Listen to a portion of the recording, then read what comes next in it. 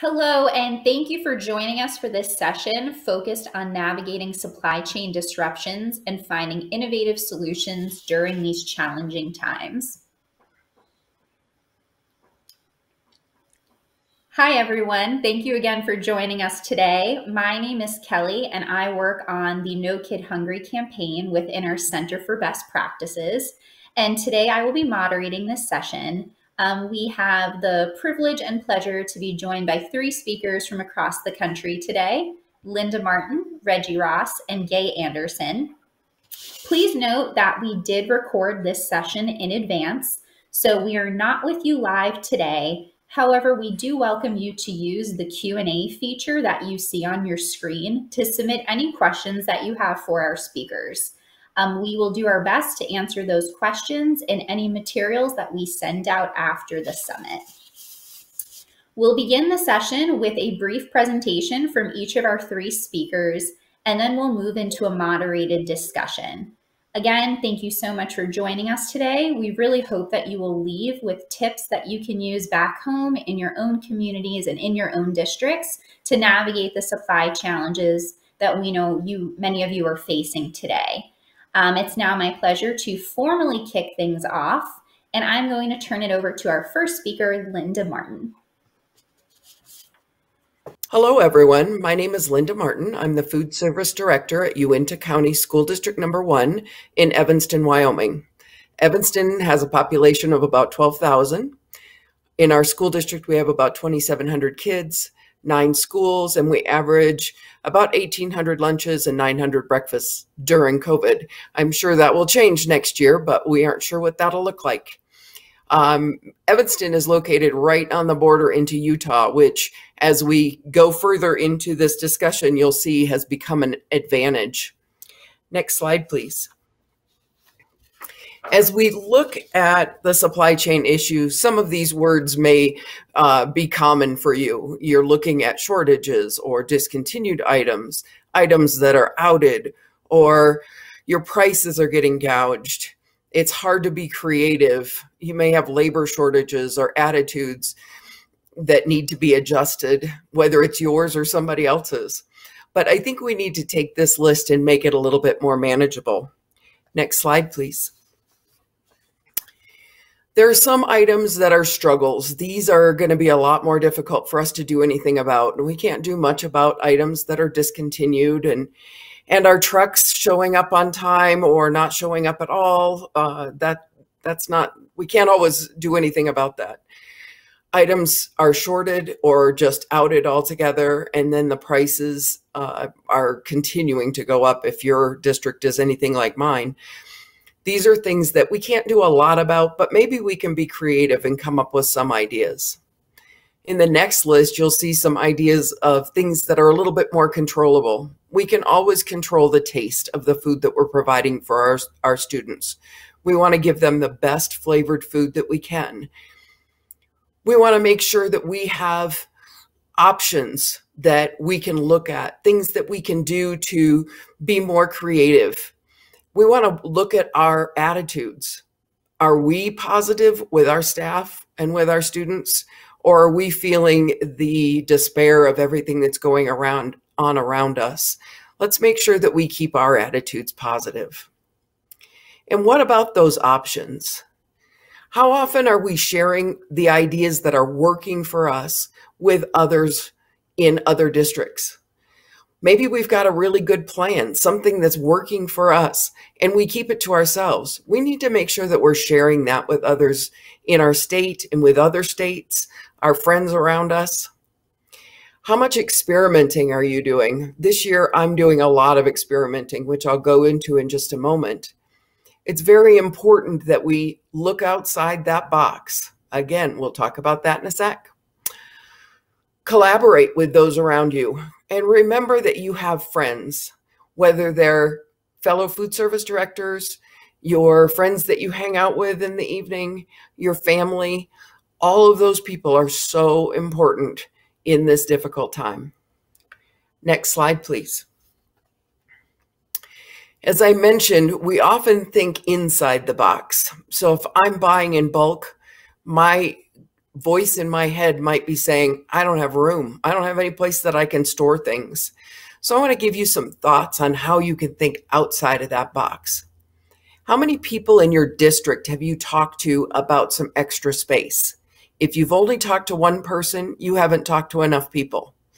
Maybe the head of your custodial department knows of a closet that doesn't have much in it, that they would allow you to stack a few cases of product in.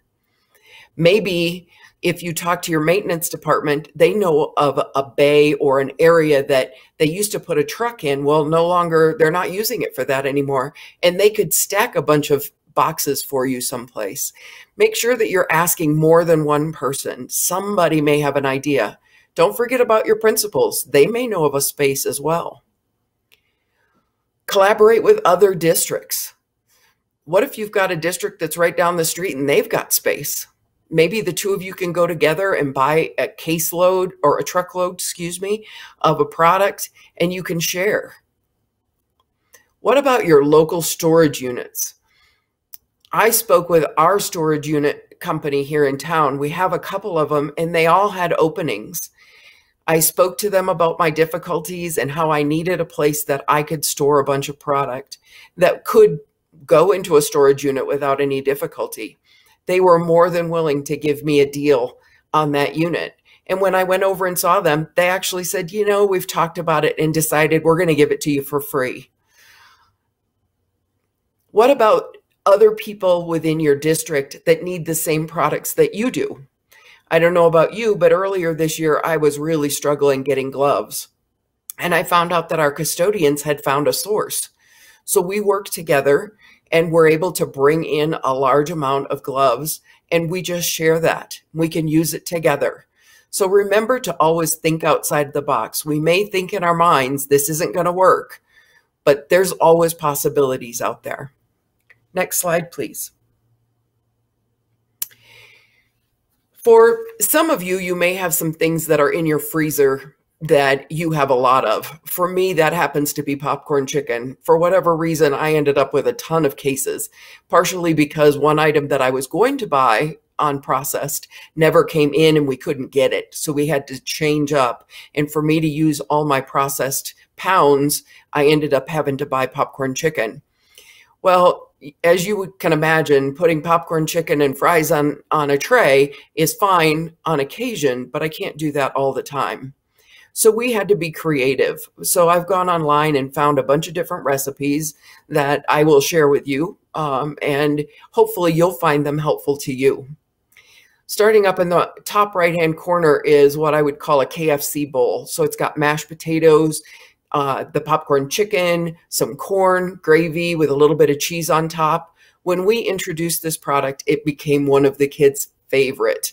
I just recently did a survey of students. This was on everybody's survey. They love this particular recipe.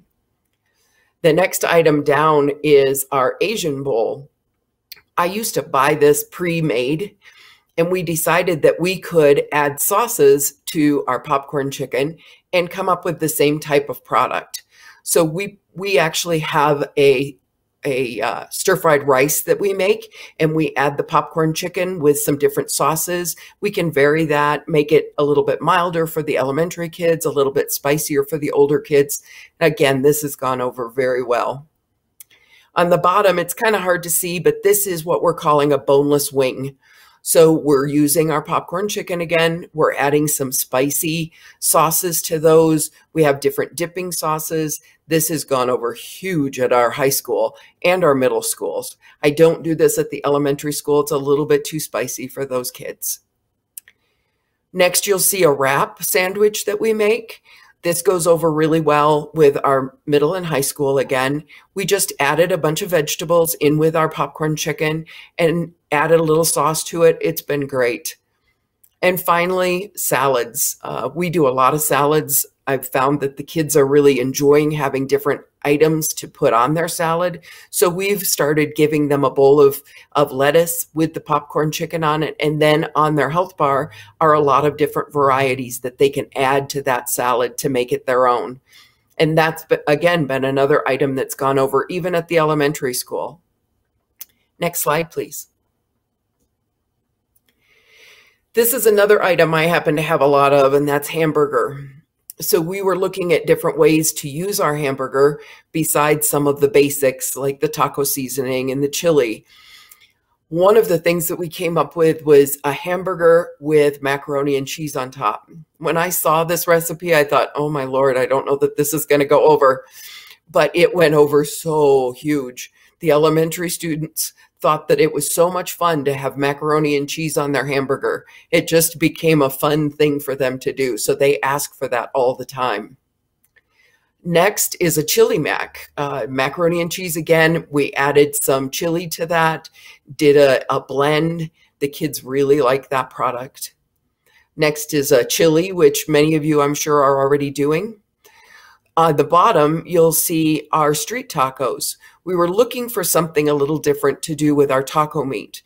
So we added this street taco in using small tortilla shells and a corn salsa. It has been a huge hit with our middle and high school. Next is a sloppy Joe. I'm sure many of you are using it. It didn't go over really big at our school initially, so we've reformulated it, and now it's one of the kids' favorites. And finally is a baked ziti. It's a way to use up some pasta, add some cheese. It's a little bit heartier of a meal, and the kids, again, really like this item. These are all things that I found on websites that are very easy to locate. And at the end of this presentation, I'll share some of those websites with you. Next slide, please. I mentioned friends, so I had to incorporate this slide. This shows some of my dear friends who are fellow food service directors, along with some of my family and people that I work with within the industry. Every single person on this slide are people that I turn to for help. Whether I'm having a bad day and I call my daughter and she perks me up, or I call a food service director and ask them, okay, how are you handling this outage? What are you doing with this one? We work together, and these people are my rock. I turn to them all the time. When I'm having a bad day, I can call any one of these people and they can help lift me up. I really encourage you to turn to those friends. Make sure that you let them know that you need them and you're there for them as well. These are a great resource. It's funny that you wouldn't necessarily think to talk to one of your buddies about what to do as far as a meal. But I found that when I talk to them, they have ideas that I hadn't even thought of. So don't put people in a box and say, well, this person wouldn't have any ideas. Ask everybody. Next slide, please. Finally, here are the different websites that I mentioned. All I did was do a Google search on K-12 recipes. Each of these websites popped up, and many, many more. I want to remind you, don't put yourself into or pigeonhole yourself. For example, the butterballfoodservice.com, that's where I found the recipe for the street tacos. We're not using the turkey, we're using a chicken, but either one could be used. Even if you look at a chicken recipe, you might discover, oh, I could do that with hamburger. So think outside that box, always think outside the box and look at different opportunities for you to try something new. This next month, I have 4 new recipes that I've added to my menu. These are items that I want to try with the kids, see what they think, and if they like them, it'll make the cut for next year's menus. Thank you, everybody. I'm going to turn it back over to Kelley. Wonderful. Thank you so much, Linda. I really, really enjoyed your portion of the presentation, and I hope others do as well. I particularly appreciated all of the creative menu ideas that you shared with us, and also your tip about the storage units. And I really also loved your shout out about all of your friends. So thank you for the reminder there that you can get inspiration both from your school nutrition peers and also just your regular friends and family. So thank you for that. And it is now my pleasure to turn things over to our second speaker, Reggie Ross. Thank you, Kelley. It is truly an honor for me to participate in this Rural Child Hunger Summit. I live here in the beautiful city of Charlotte, North Carolina, one of the fastest growing cities in the U.S. And here I work for the state agency. And as the operations and management consultant for the North Carolina Department of Public Instruction, I am very proud to serve as a consultant in 11 counties around the Charlotte area. In addition to my geographical areas of responsibility, I also have the opportunity to go around the state of North Carolina and work on administrative review teams. As a consultant with the state, I work with 15 traditional school food authorities, and they have sites that range from 7 sites to 178 sites with the Charlotte-Mecklenburg School District. I also work with 25 charter school food authorities, and then I have 7 residential child care institute facilities that I am the consultant for. Next slide. I, along with the nutrition consultant assigned to our particular zone, we provide what we call technical assistance and comprehensive technical assistance to school food authorities. And in both instances, we are ensuring that the SFA is following the latest guidance from USDA, and we are preparing them for an administrative review. The administrative review specialist assigns consultants to various administrative reviews for each school year, and those consultants will then work with an AR lead to complete each review, and assignments are given in all areas, again, of the state. Next slide. Okay, over the course of the last 24 months, and we know it has been quite a 24 months, we have seen school nutrition professionals recognized as essential heroes. If all of you will remember back when we started back in March of 2020, that our school nutrition professionals just jumped in and did what was needed in their communities in order to make sure that our students in our community were fed healthy and nutritious meals. And you know, we think back now, and whether they were learning in a physical school site, whether it was virtual, or during those periods we had hybrid models, the USDA waivers allowed our schools to serve meal or charge, which assisted us in providing program sustainability. Today, with the extension of the USDA waivers either in question or non-existent, we will explore some of the challenges that we are facing as school nutrition operators in industry, from supply chain challenges to staffing concerns. One of the greatest things that's come out recently is that the Tufts survey actually showed that the healthiest and most meals that students receive actually come from school meals. They're the single healthiest place in America that students are eating. And we find this particularly timely given widespread school closures over the last year from COVID-19. So let's talk about some of the hardships that school nutrition professionals have endured over the course of the last couple of years. And then we're going to talk about some solutions for a brighter tomorrow. The hardships included and some of the things that we have done to make sure that students are fed. We face the challenges of feeding our students. So what did we do? We started with curbside feeding. We started using activity and yellow school buses to transport meals. We started grab and go, whether it was in the cafeteria, in the hallways, in the gymnasiums, wherever it was needed, we served those meals. We had box meals that we would do and we would send out to our families, and sometimes up to a week of meals would be sent out. And that shows you how we have learned and adjusted during this pandemic and during this period. Next slide. We also have faced, and we continue to face, supply chain shortages, and we have so many that have happened over the course, especially this last year. We're having major staffing upheaval where we have shortages in staffing. One of my larger districts, which has 178 sites in that particular district, she is about 250 staff members short. She's about 30 managers currently that she's short.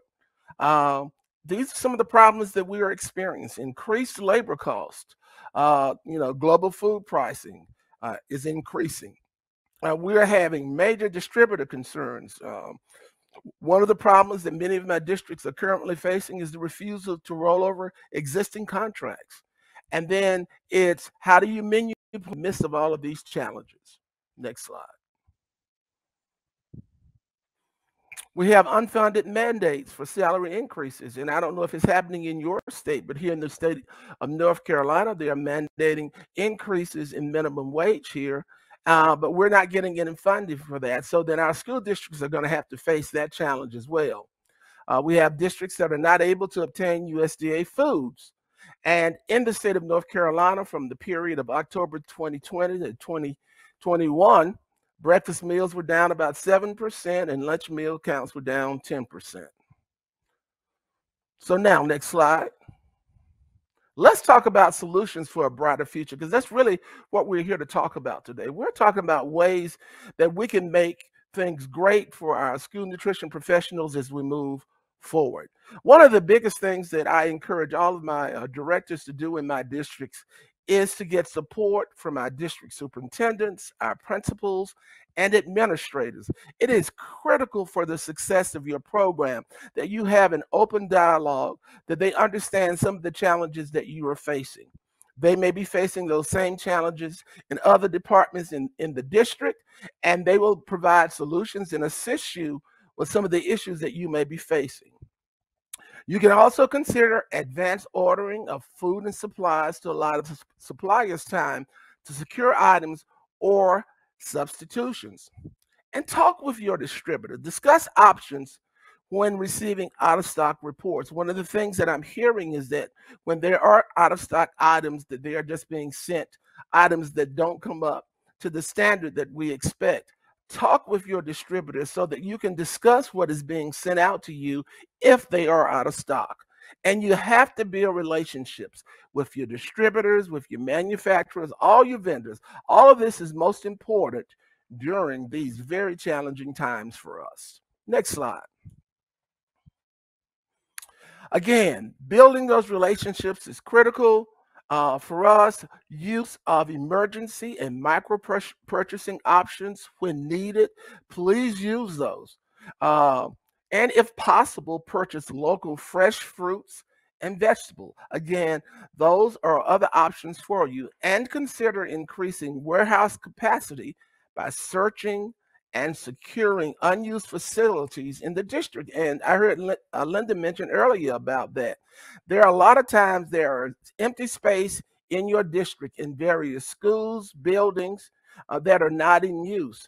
And if there is a challenge for you in terms of not being able to store all of the products in order to make sure that you have enough to feed your students, check with your district to find out if there's available space somewhere that you can use to store some of those products.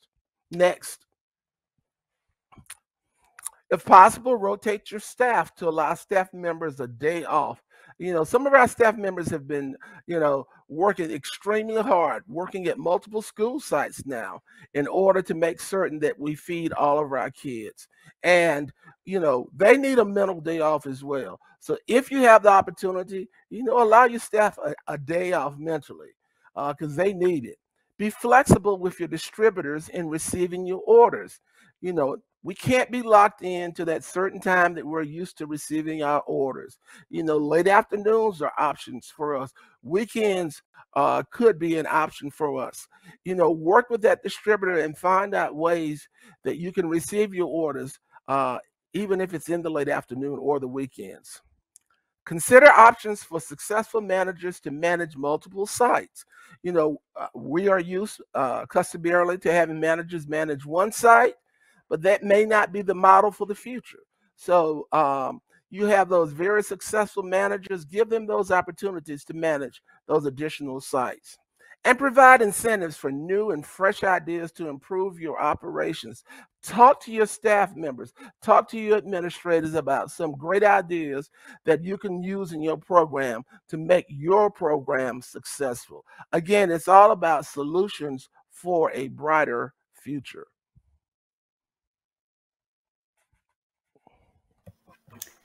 Wonderful. Thank you so much, Reggie. I really appreciate you joining us today and sharing with us what you were hearing, what you were seeing in your community. And I really love the way that you framed it up, solutions for a brighter future, because I know that that is what we are all hoping for. And really just the variety of solutions that you shared.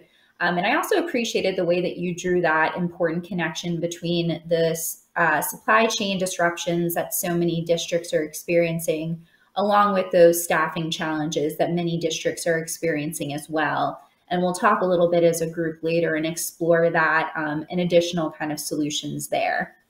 Now I'm going to turn things over to Gay Anderson, our third speaker. Last but not least, our cleanup hitter here to take us home in this final portion of presentations. Gay, I'm going to turn things over to you. Thank you so much, Kelley.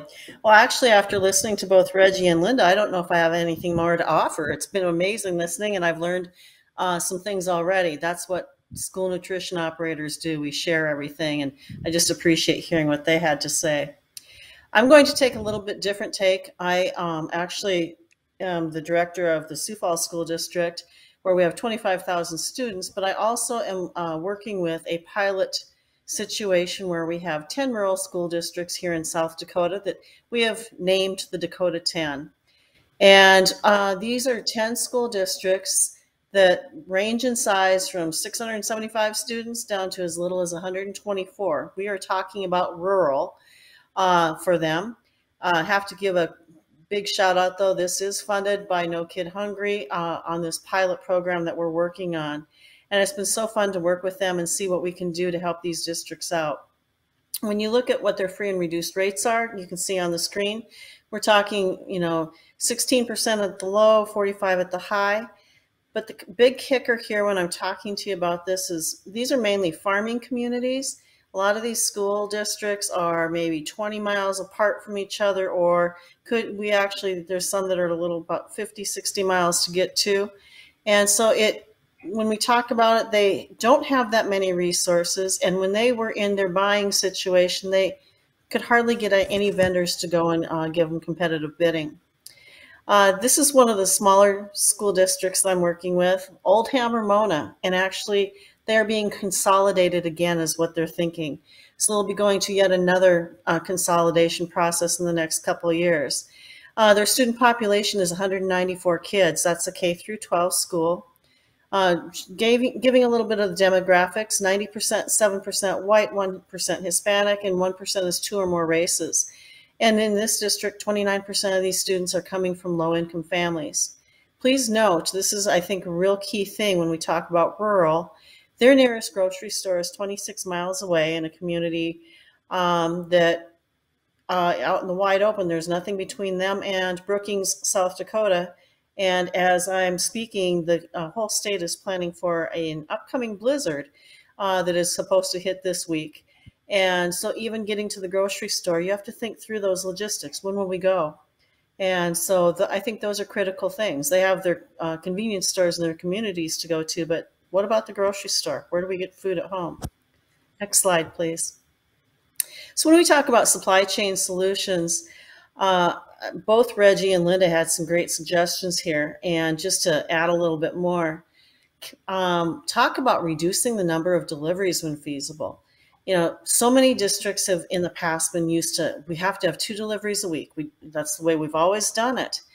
But maybe we can actually find the space. We know how to pack things in pretty hard when push comes to shove, that maybe we could go to this once a week delivery. And when you're doing that with the supply chain solutions and issues that we have, this could be a win-win for you and your distributor, because maybe it will reduce some of your fees charged. The factor there for the distributor is every time a truck pulls up to one of your schools or your doors, there's a cost factor that's involved there. And so we need to see what we can do to work with that distributor to see how we can all save money in a roundabout way. I can't say this and stress this enough, but we do need to communicate what our needs and forecasts are going to be as early as possible. We think, we have to go and get this pushed through where we need our food, but we also know that that distributor has to go and order. They have to get it to the manufacturer. The manufacturer has to plan it. So let's kind of think it all the way through, that we're all in this together.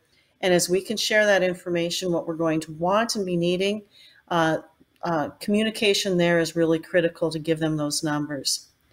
I'm one who always says we have to have an alternative. Plan for the worst, I'll sometimes say, because whatever happens, it's always going to be better than that. So plan your alternatives and finding those what if situations.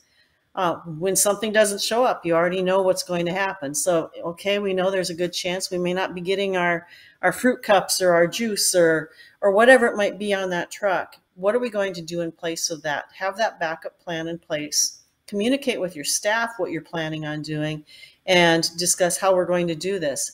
And using my Dakota 10 group that we've been working with in these situations, it's like, okay, if the truck can't make it because of weather or they don't have the product we need, can we work with you between the two school districts or other districts to see if we can't do some driving back and forth to get some food so we have it for the kids?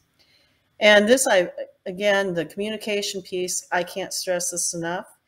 Get out in front of this. Communicate, communicate, and communicate to your parents and administrations and all others that are involved so they understand when you're making those menu changes on a regular basis, why that's happening. Help them to understand the situations you're going through.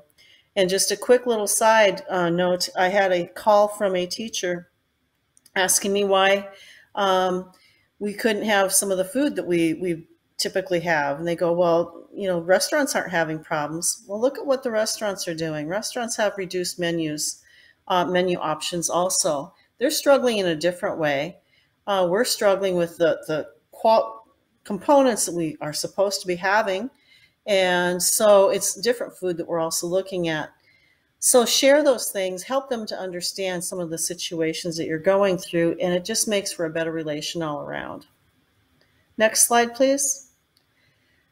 It's already been talked a little bit about with doing some combining of deliveries and all that, but for the Dakota 10, they combined their buying power.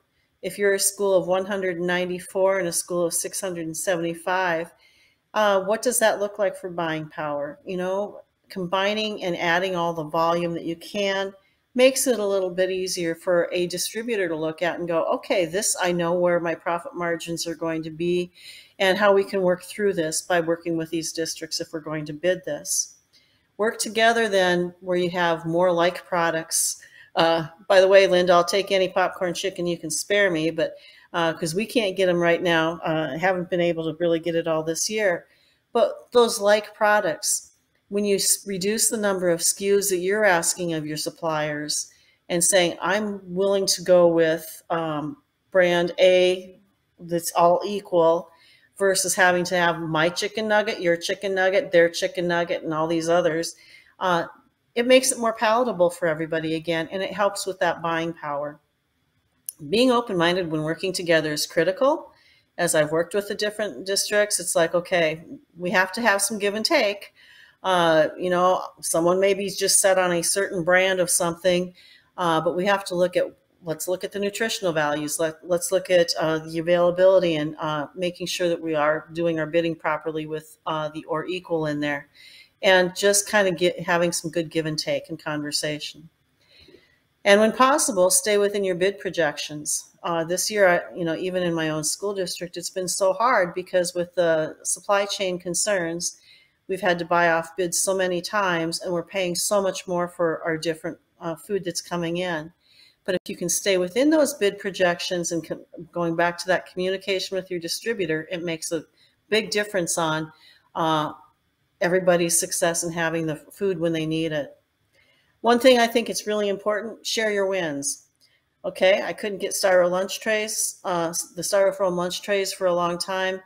What happened? We came up with a cost saving factor. We found paper food trays that we could use in place, put on the regular lunch trays, and not have to pay for the cost of the styro lunch trays. Compute those savings out, figure it out for how many times you would use styro lunch trays in your district and how many a day, and go and put some cost factors there and go, wow, look at this win. We actually came up with a good new way of doing things. If we could move on to the next slide then.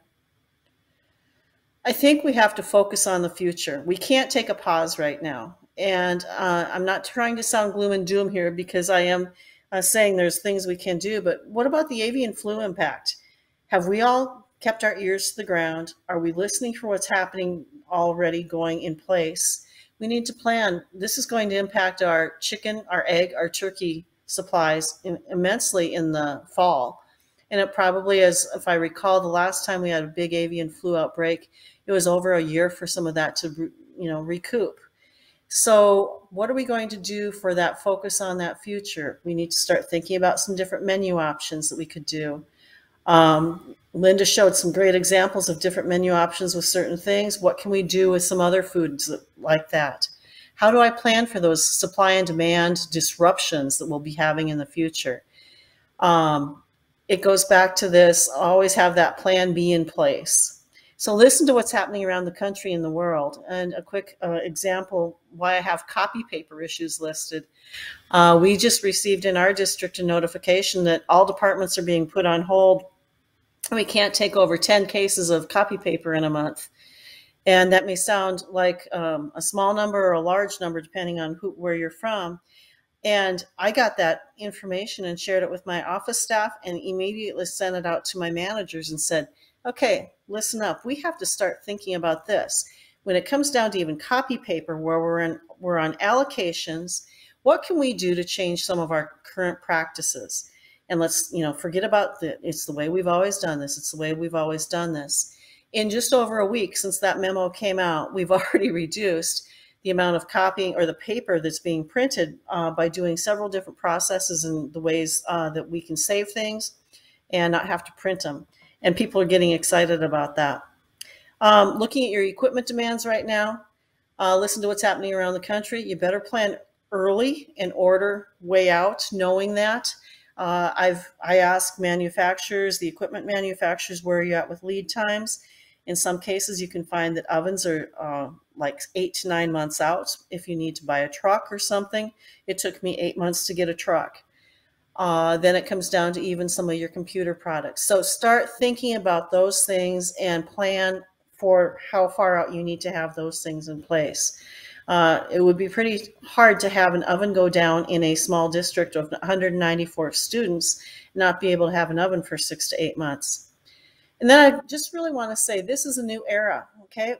We're ones that are always forward thinkers. We have to think and go say, gone are the ways we always did this. Look at how we can be better. And I'm always a believer, find those shining moments, those bright spots that you can have. And I just want to say, as I close this slide up, we can do this. We know we did it for the last 24 months. We will continue to do this, and we can do this. Thank you. Great. Gay, thank you so much. I appreciate you sharing with us some of those unique to rural communities challenges and those equally unique and innovative solutions to work around them. I will say, I don't know for anyone else that'll be listening to this session, but I am very hungry for some popcorn chicken right now. So really appreciate all of the creative recipes that have been shared there. And again, just a huge thank you to the three of you for each of your presentations. I definitely learned a lot, really just appreciate the way that you embrace the forward thinking, the creative solutions, that can do attitude when we know that things really are tough right now. And, we don't want to sugarcoat that, but really how can we continue to all be in this together? As I mentioned in the introduction, we're going to shift now to a bit more of a conversation. I have some questions for you all to just expand a bit upon some of the content that you covered in your presentations, or perhaps to cover some things that we did not yet get to. So first, I'm going to ask a question for the whole group, whoever wants to jump in with an answer. And that question is, while so much of these disruptions are happening behind the scenes, ultimately, we know that some of these challenges are noticeable in the form of menu changes. What have you done to communicate with students and families about what's going on? And how do you answer questions from families or even teachers or school administrators about the current situation? Anyone want to jump in and take that? Sure, I'll jump in. Okay, go ahead, Lynn. We all want to jump in. Enthusiasm. You know what? I'm actually going to make a choice here. I have a couple questions noted in particular for Reggie or Gay. So, Linda, I'm going to give you this one here. Okay. You know, I think Gay alluded to this, is communicate, communicate, communicate. Not only with our parents, but because I have so many allergies in my school district, it's really important that I'm communicating with my nurses to let them know what the changes are. When parents call and they're frustrated because their child really wanted that corn dog and I had to switch it up for something different, I remind them to think about what it was like when they went to the grocery store the last time and how many empty shelves there are right now. And just help them see that that's an issue that we're dealing with too. And, you know, maybe I was able to get some of the corn dogs in, but I couldn't get enough for everybody. So we chose to wait for a week, hoping that we would get that in soon. So we get things that we put on our website. We make sure that we are sending out notifications to all the schools so the schools can let the kids know that there's a change in the menu. Like Gay said, communicate, communicate, communicate. You can never say it enough times. Wonderful. Thank you, Linda. And I would love to hear other ideas as well. So, Reggie, let's look to you. Reggie, what would you like to add to that? Okay, I'd like to add to that, and again, Gay, thank you for adding that communication in there, because it is really critical for our school food authorities to reach out to parents, and that's the perspective I'm going to speak about. You know, parents have been used to having meals at no charge for the past 2 years, and it will be an adjustment for this coming school year that they have to complete applications again and understand that we're going back to the traditional National School Lunch and School Breakfast program.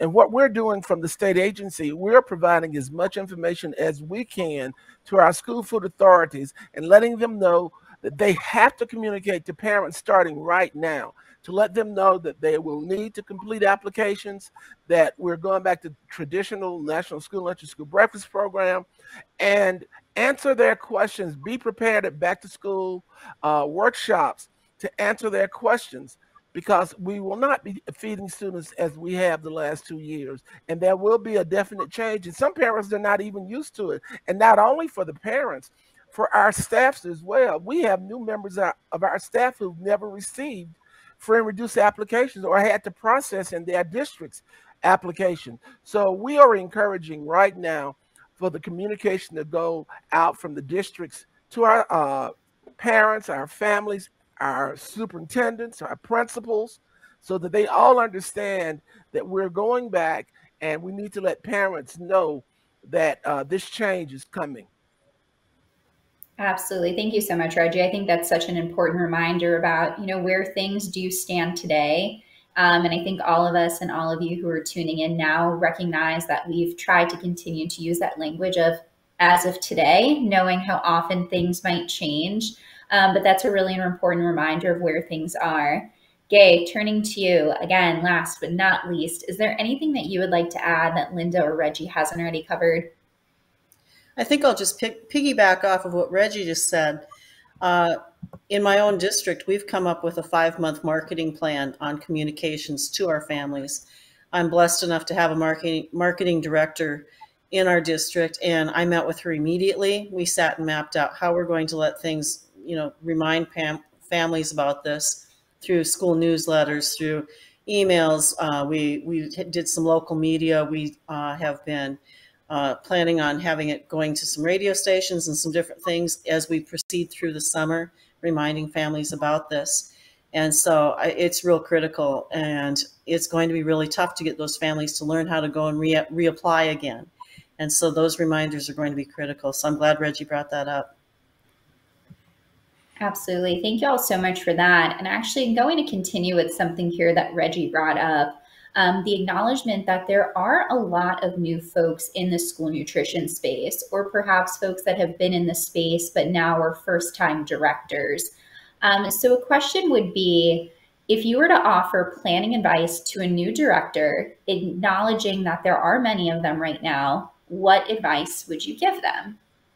And Gay, I'm going to look to you first here. Don't panic. I think that's critical. There are so many different things that we can learn from each other, as Linda shared in her presentation. Reach out to the people that are known in your state or and around that you can talk with, so that you can find out some of the different things. And attend the trainings, do the online trainings, so you can learn the different processes. Because here you're brand new and you've never had to deal with money and deposits or anything like that. And now you have to figure out, oh, now I have to train my staff even how they're going to be, submitting deposits, and how we're going to be handling this piece, and how do we handle unpaid meal charges, and making sure we've got those policies in place again and talking through those. So it's reach out to your colleagues. Don't panic.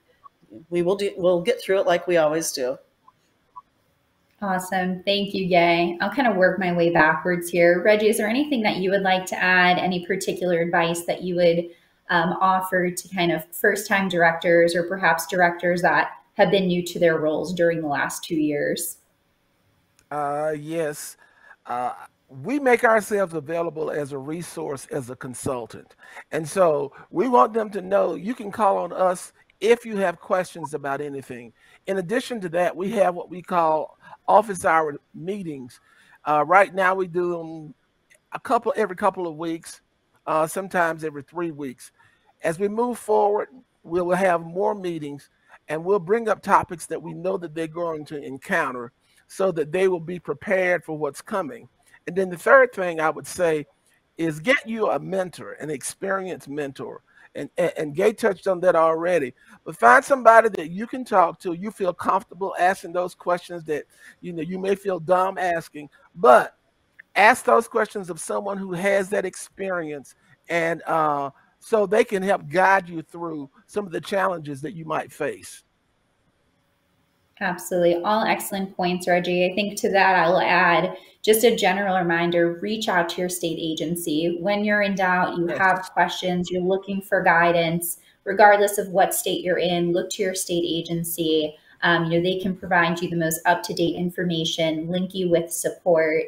And then also here, something that I learned, years ago when I started working in this space, in school nutrition, you all are not competing for customers. There's no competition here.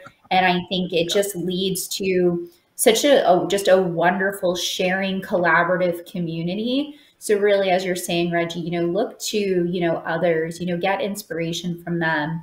I'll kind of use this as an opportunity to share, for those of you that are familiar or not familiar, there's a couple of really great Facebook groups. School Nutrition Professionals is one of the groups. Tips for School Meals That Rock is another group. And I just always really love to see how those are used as a forum for exchanging information, peer-to-peer to support, asking questions. So think about some of those maybe outside of the box opportunities to get support, if perhaps you don't have somebody that comes to mind to think about, being your mentor. We've got 3 great mentors here that maybe we can lean on for support as well. Linda, looking to you, is there any advice that you would offer to new directors? I've been blessed with being able to work with a lot of new directors over the last several years. And the one thing that I always tell people, and it kind of goes to what Reggie and Gay have already said, but don't spin your wheels. I can't tell you how many times I would sit there and go over things and over things and over things, and I was lost in my head on something, and one quick phone call got me out of that. So if you're not sure who to call your state agency, like you mentioned, Kelley. They can either help you directly, or they can turn you on to somebody who can help you. But don't get yourself all frazzled over something that one of us can help you with quickly and easily. Can I just throw in a quick comment? Go for it. It's a term I've taken from somebody down south that Reggie may know. In school nutrition, we don't compete with each other. We do a lot of R&D. Typically, that's research and development. Well, here we do rip off and duplicate, and that's what we do. We share the good, we share the bad, so we can help them avoiding the bad too. So reach out to people. I love that. Thank you, Gay, and thank you all for sharing. We really hoped that the takeaway from this session would be things that you could really go back home again to your own community, to your own district, and take with you. And I'm feeling very promising so far that we are on that track today.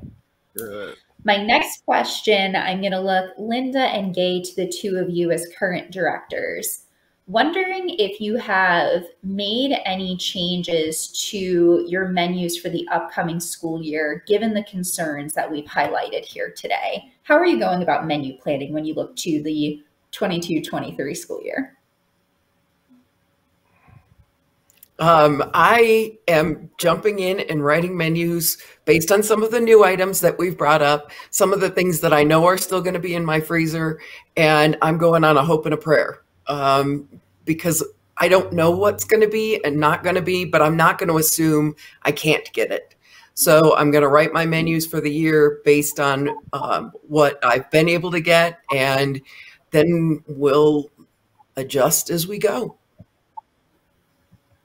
Thank you, Linda. Gay, what are you planning for? As I kind of mentioned in my slide presentation, I have some grave concerns about chicken supplies and what that is going to do with cost factors along the way. So we're trying to start brainstorming as we are going through our market basket process and just trying to maybe look at what else we could do in place of in those situations. And it's going to be a work in progress that'll continues on through next year anyhow. But I do believe that the cost with that category is going to just become just as big of a concern as so many other costs, and trying to figure out ways that we can kind of focus on something maybe new and exciting. Some of those neat ideas Linda shared with the beef side of things, if that's affordable. Gotcha. Thank you so much, Kay, for sharing that. And Reggie, now I'm about to turn my attention over to you. Following up on a point that you shared during your presentation, when you spoke about the staffing challenges that we know are also being experienced by many districts across the country. Staffing challenges being, multiple vacancies, low morale, burnout. What strategies are you seeing across your community in terms of ways to celebrate, motivate, and encourage staff during these ongoing tough times? Okay, thank you. One of the things that I mentioned sort of previously is I'm seeing that some districts are finding ways that they're letting their entire staffs off. I think on teacher work days in the past, they've had their managers work or the offices worked, and now I'm seeing they're just letting everyone off at least one day. If there's a teacher work day or multiple days off like that, just to give them some relief. We have seen so many of our various districts across North Carolina where we are now actually recruiting to get people in to our school district and really telling them about how wonderful it is to work in school nutrition. A lot of our programs previously automatically had people come through the doors. We didn't have to worry about staffing in the past, and that's changed over the course of the last 2 years. But we need to tell people, we need to market ourselves, tell people about, the great hours that we work, the fact that we are feeding hungry children, and I can never underemphasize that fact that we are providing nutritious meals for students. And really that showed for me this past week, I was at a school and I was talking with some staff members at the school as well as some administrators at the school. And they were all saying there are some kids that come in and they're still hungry after eating because they realize and know that we provide them with a nutritious meal. Tell the world about that. Encourage people who want to be a part of your staff. And then, we're having to have multiple managers who oversee multiple school sites. Those are some of the changes and challenges that we're facing. But in the midst of all of that, even over the course of the last 2 years and the last year, when everything has happened, every school that I have still feeds kids, even if it's grab and go. We find a way to make it happen, and that's what we want to tell people and keep our staffs encouraged by that, to understand and know that we provide such a service for our children, and no matter what, we're going to continue with that same attitude of making it happen. Absolutely. Thank you so much, Reggie, for sharing all of that. And just to give us a context of where we are, I'm kind of teeing up my second to last question here. And Gay, I'm going to look back to you. I want to revisit some of what you shared about the Dakota 10 and wondering what you would suggest to other rural districts who might be interested in starting a co-op or a buying group. What should they be thinking about now, knowing that there's a bit of a road to getting something like that going? Okay, that's a great question. They need to start talking now if they're interested in looking at things. They need to start including the superintendent, the business managers in these school districts to say, here's where we're at. And actually how we got the Dakota 10 started, it was I talked to business managers. I had been at one of their conferences and shared with them some things, and we started this conversation going. Talked with those of you at Share Our Strength, No Kid Hungry for the funding piece, but we all had this common goal saying we need to help the school districts that struggle with this, and we need to come together, start talking about how would we form a buying group? How would we handle some of these different processes? Do we want to work together on some of our training techniques? Do we want to do some shared menus so we can eliminate some of that reinventing the wheel for 10 districts? Have a shared menu, and they can still have their autonomy, how they want to do that.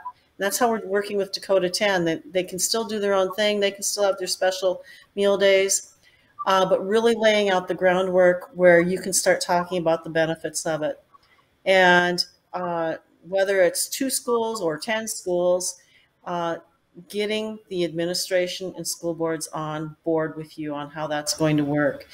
Talk about the different variances and values on the money saving that you can have. The school districts we came up with back when it first started, some of them had almost a 10% food cost savings. Others that kind of had been working a little bit with some other districts were a little bit smaller numbers and percent in savings. But you start talking about those savings, and this is pre-COVID, that was significant. You could sell those points. And just think about it now, if this group dissolved, they would have to go out to bid by themselves. Who's going to want to look at a district of 194 students or 146 or whatever it might be, and sometimes even 500? Is it worth it to that distributor to go and do those things? So plant those seeds, plant them early, start talking. It can't happen overnight. And now is a perfect time, if you're thinking about it, talk to your colleagues now so you could have something in place a little bit over a year from now. Great. Thank you so much, Gay. I think that's a really important reminder that there are both, short-term, immediate solutions that can be put in place, and also a bit of a longer game to play here, thinking about the future, what's still coming down the line that maybe we're anticipating and maybe we're not at this point.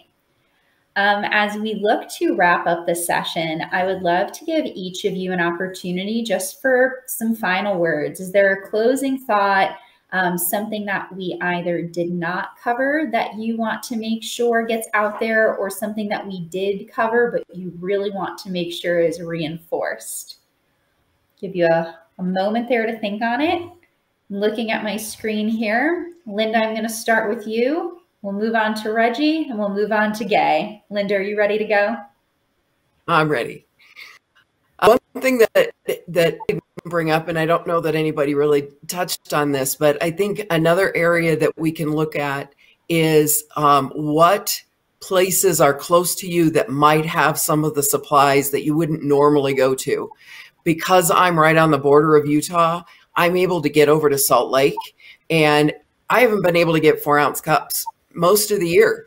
But I found a couple of places that are restaurant supply stores had what I needed. So we would drive over about every other month. We take a big truck over and load up on as many as we can get. Sometimes we go to 2 or 3 different supply stores so that we can get as many as possible without wiping them all out. But that's been a really good way for us to purchase some things, not always the cheapest way, but cheaper than not having it at all when we need them desperately. So that's one thing we haven't touched on that I want to encourage people to look at. Absolutely. Thank you, Linda. Definitely a really good reminder.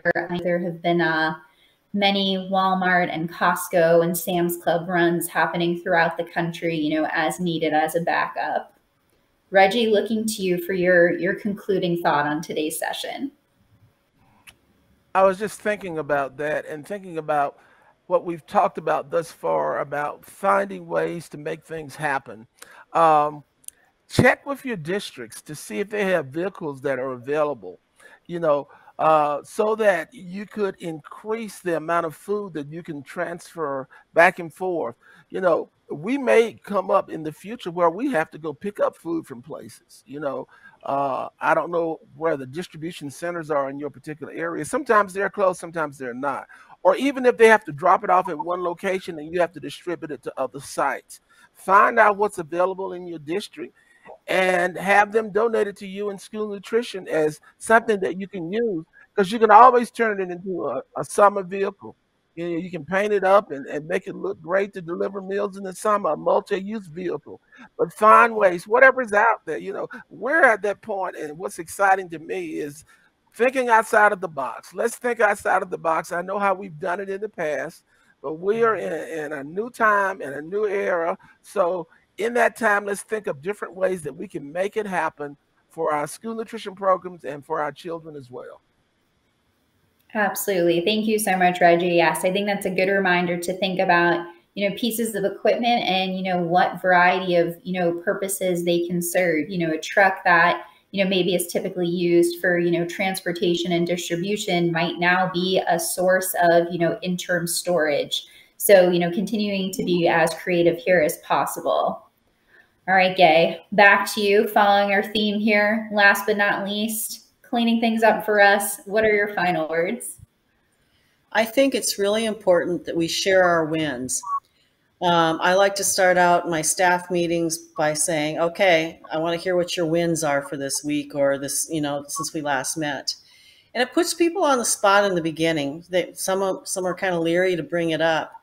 But I think it's so critical that we stop and think about the successes we've had, so we don't beat ourselves up and go kind of feel beaten down thinking, oh, here we go again, here we go again.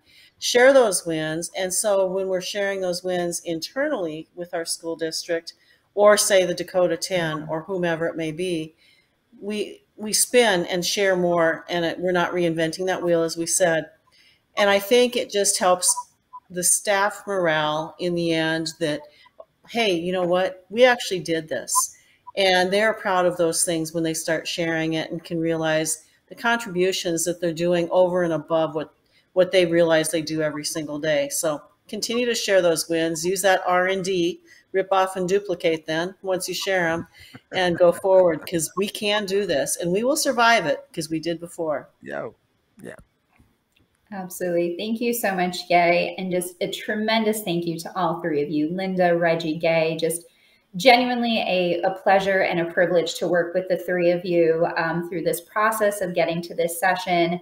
I learned a lot today. I hope those of you who have tuned in have learned a lot as well. Again, thank you everyone for your time. And we hope that you have left this session with some takeaways to use back in your own communities. And thank you again for joining us.